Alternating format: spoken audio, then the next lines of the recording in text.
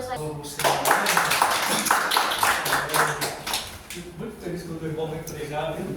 Glória a Deus. Aleluia.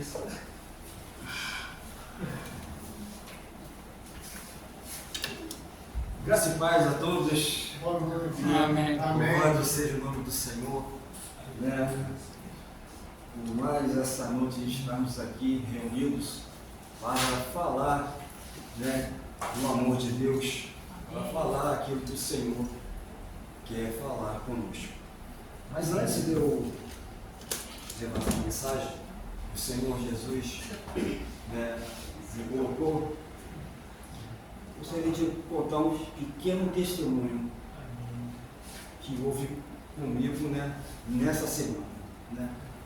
Essa semana eu subi para o meu quarto, né, e eu fui no meu guardado, onde eu estava recolhendo alguns documentos para poder apresentar para o meu advogado uma certa ação que ele está movendo para mim. E aí, no meio dos meus documentos, tinha um exame lá que era de próstata. E como eu já fiz meio período de enfermagem, então eu entendo um pouquinho os códigos. Então tinha lá uma dimensão de 60 por 55, né? E no canal da uretra, né, 25 milímetros, estava fechando esse canal. E a metatarse, para quem não sabe, é um câncer de próstata. E aí, quando eu olhei aquilo, eu me desesperei. Falei, meu Jesus, me socorre. Só falei isso. Mostrei o exame para minha mãe. Minha mãe falou assim, você vai ter médico amanhã? Vamos levar para o médico dar uma olhada. E aí, pastor, nessa noite eu nem dormi, naquela noite. Eu falei, meu Jesus, será que eu estou com isso? Não pode ser. Não questionei, mas só pedi ajuda ao Senhor.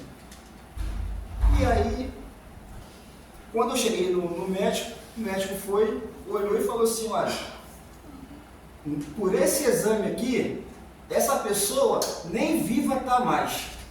E olha só, o nome, José Carlos de Almeida.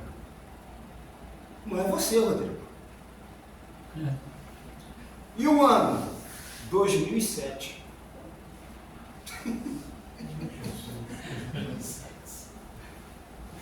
Eu fiquei tão apavorado, que eu não vi o nome, eu não vi o ano, eu só vi o resultado do exame.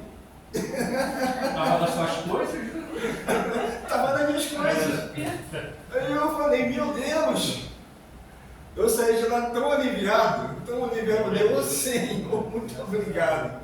Né? Infelizmente, só lamento por essa pessoa que devia falecer, né? Mas é aquilo, né? Antes dele do que eu. Mas quem era essa pessoa parente? Eu não sei, apareceu do nada lá, pastor. Oh, meu Deus. Do nada. Vocês nem conhecem a pessoa. Sabe nem se tem quem é. Não sei. E não sei como apareceu lá nos meus guardados. É José Carlos Neves. Isso aí. E aí, meu Deus, eu me glorifiquei tanto ao Senhor, falei, Senhor, muito obrigado. O Senhor é Deus.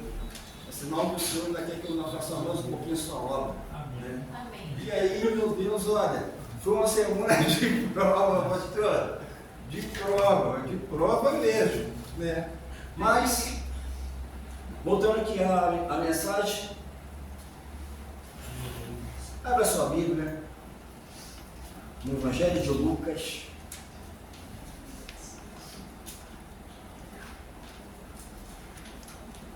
capítulo 9, versículo 62. O Senhor quer falar de uma maneira diferente para aqueles que o servem. nessa colocação aqui, que teologicamente existe duas posições, em fazer a obra e em seguir a Jesus. Mas eu quero colocar em seguir a Jesus. Seguir a Jesus, eu não olho para trás. Você pode dizer isso para você? Seguir a Jesus, eu não olho. Eu não olho para trás. E diz assim a palavra do Senhor. Mas Jesus lhe replicou, dizendo: ninguém, tendo posto a mão no arado e olha para trás, é apto para o reino de Deus. Então já sabe que se olhar para trás, a nossa garantia para o reino, ela é negada. E o mais interessante aqui é que Jesus, ele estava falando para o elita, que queria seguir ele, mas só que ele não queria deixar o passado para trás, ou seja, as práticas que ele vivia naquela cidade, ele não queria deixar, mas queria seguir a Jesus. E Jesus colocou esse versículo aqui. Mas o mais interessante disso tudo, que ele, logicamente, ele fala, olha, que ninguém lançando a mão no arado e olha para trás, é apto para o reino de Deus. Ou seja, com certeza, esse elita, ele não quis seguir a Jesus, porque ele não queria largar o passado dele para trás. Aí isso me faz repensar sobre a mulher de Ló. Todos conhecem essa passagem de Gênesis 19? Né? A mulher de Ló, o porquê que ela olhou para trás? A mulher, por causa de Sodoma. Por quê? Porque o coração dela estava em Sodoma. As práticas que tinha lá em Sodoma era de uma orgia de alto nível, moralidade, alto nível. As coisas perversas, alto nível. E ela, no coração dela, ela não queria deixar essa prática. Virou para trás e todos sabem o que aconteceu com ela. Mas o mais interessante que eu quero trazer aqui para a amada igreja é o seguinte: alguns passos fundamentais para que nós não olhamos para trás, e sim para o alvo. Primeiro, você precisa de decisão em seguir Jesus. Eu decido seguir Jesus. A gente decide seguir quem a gente quer. Se nós queremos seguir a Jesus, então temos que seguir os padrões que Ele manda.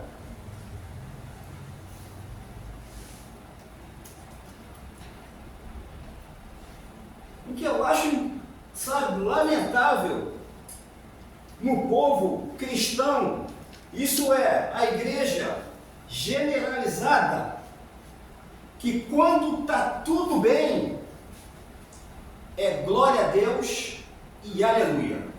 Mas quando está tudo mal, vai tudo errado, Senhor, hoje não quero não. Hoje não estou afim não. Indeciso. Fica assim em cima do muro, não sabe o que quer. Interessante que lá na minha igreja tem uma mocinha lá, ela é do departamento de mídia, ela é uma jovem, e ela tem um namorado. O namorado dela não é crente, não é evangélico. Ela é. Então, ela só aparece na igreja quando o namorado dela está. Ou seja, julgo desigual. Porque se ela decidisse realmente o que ela quer em Jesus, ela não faltava um culto. Ah, mas tem aquela que se eu trouxer ele para a igreja, eu ganho ele para Jesus. Eu acho muito difícil. Porque 90% do coração do namorado dela está no mundo lá fora. E 10% dela está na igreja. Então ela não vai conseguir nunca, a não ser que ele se dobre a Deus.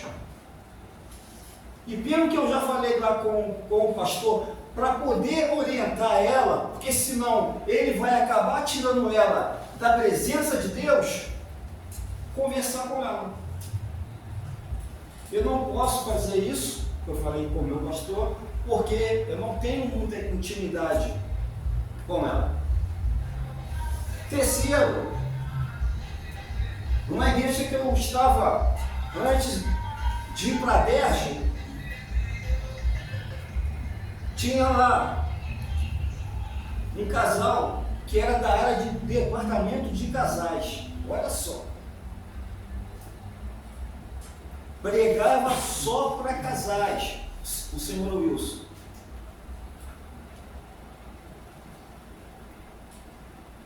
A decisão dele ali para a gente era em servir, porque ele estava ali todo o tempo na igreja. Estava todo o tempo fazendo uma obra na área aonde o pastor colocou ele. Mas aí, no final das contas, ele foi estampadinho lá na tela da TV, formação de quadrilha, tráfico de droga, e estava no altar. Poder de decisão. Ele decidiu isso. Não decidiu a Cristo, mas estava na igreja.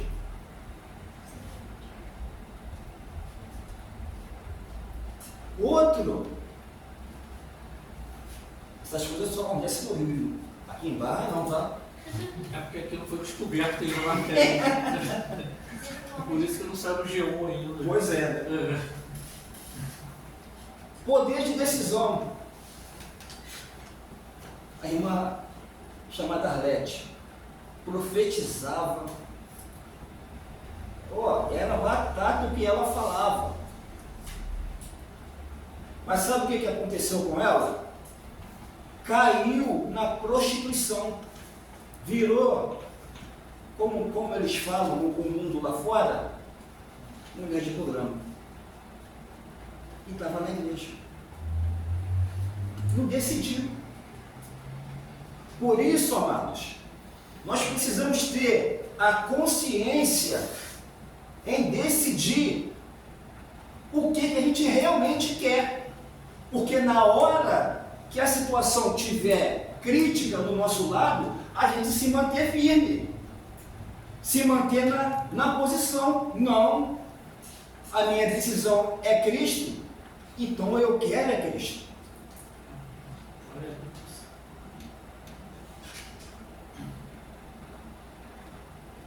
Segundo,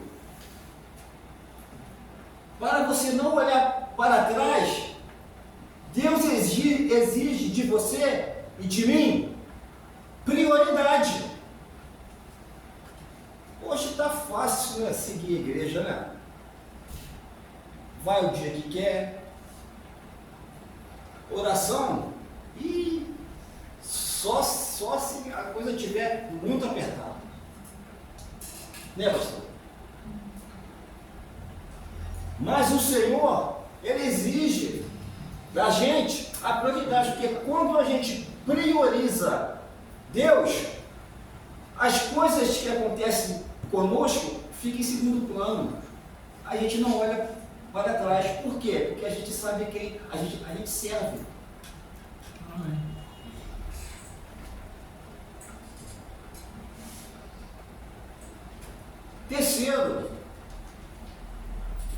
olhar para trás atrapalha o propósito que Deus tem na nossa vida.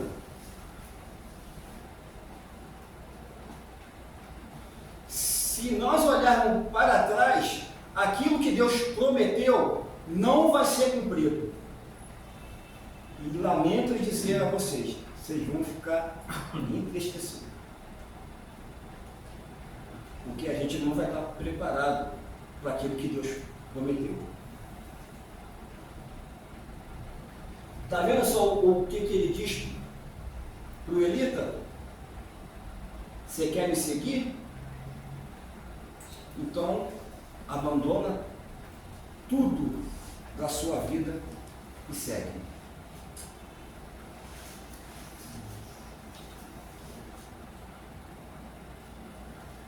Quarto, olhar para trás retarda as promessas de Deus para nossas vidas. Ou você está, ou você não está. Ou você segue, ou você não segue. Porque se você seguir, tem promessa. Mas se você não seguir, tem consequências. E as consequências são terríveis. Porque você sai debaixo da cobertura de Deus e quem te pega é o diabo. E aí a coisa fica feia.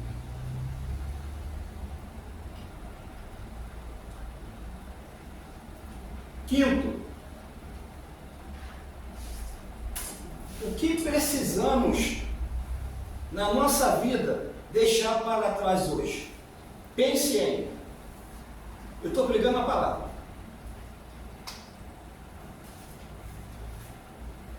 O que precisamos deixar para trás? Para continuarmos a seguir. O bom de uma igreja que está formando agora, que vai formar valentes, discípulos forjados na forja. O bom de uma igreja que está começando agora, pastor, é isso. Você não vai ter problema com as ovelhas. Porque palavra tem.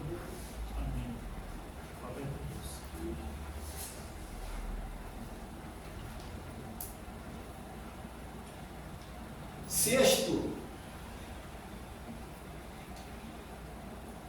para você não olhar para trás, olhe para Jesus no momento de fraqueza.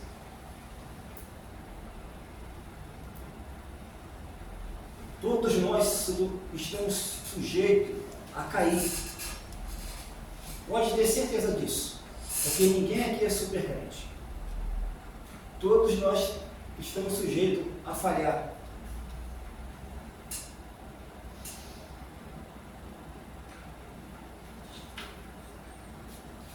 Quer um exemplo? Eu estou pregando aqui, mas eu vou te falar, meu coração está dilacerado. Por quê? Eu recebi uma ligação da minha esposa que não caiu bem. Mas eu disse a ela, olha, as tuas palavras é você quem disse. Mas o Deus que eu sirvo e que você serve, porque você foi consagrada a diaconisa, vai ajudar a minha causa e a sua.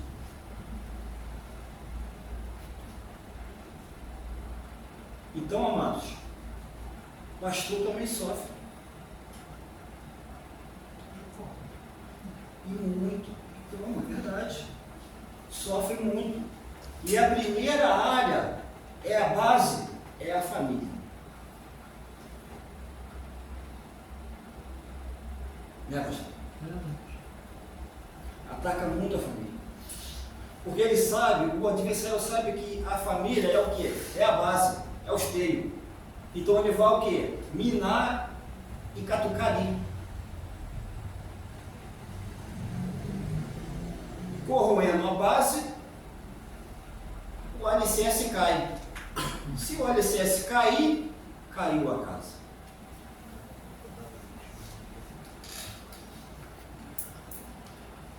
Interessante que Hebreus, capítulo 12, 2, diz: e olhando para Jesus, o autor e consumador da nossa fé. Está enfraquecido, amados? Olha para Jesus. Assim como eu fiz hoje, para chegar hoje aqui e estar levando essa mensagem, eu olhei para Jesus. Não me deixei me enganar e nem me levar. E quem olha para Jesus, vê as promessas. Amém. Mas quem não olha, perde o foco. E perdendo o foco, você sai do caminho. Saindo do caminho, você não chega na promessa. Está vendo só como é que é? Uma palavra pequena que o Senhor Jesus colocou diante desse ereta, pastor. Mas ele não quis seguir Jesus. Mas no nome de Jesus Cristo, que nessa noite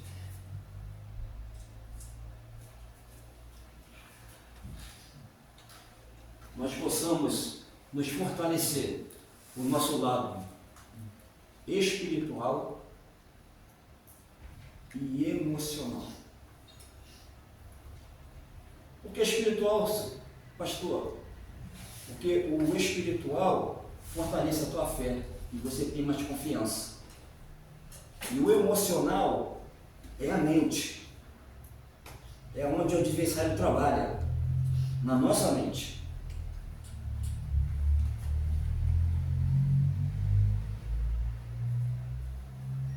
Que a igreja possa estar de pé nesse momento.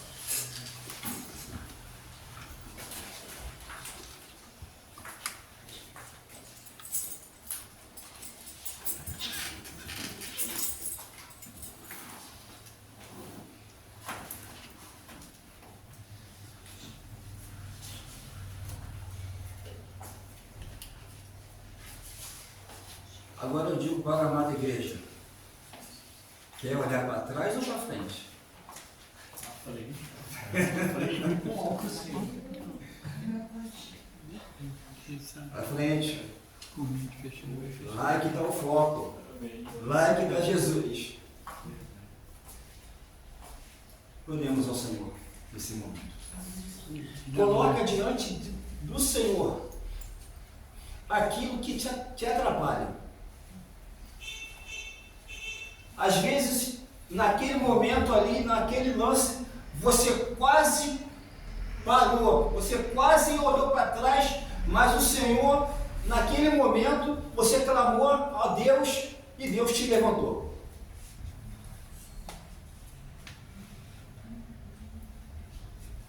Coloque em pensamento para que Deus te fortaleça na área onde você precisa ser fortalecido agora. E oremos ao Senhor. Pai, diante da tua presença nesse momento,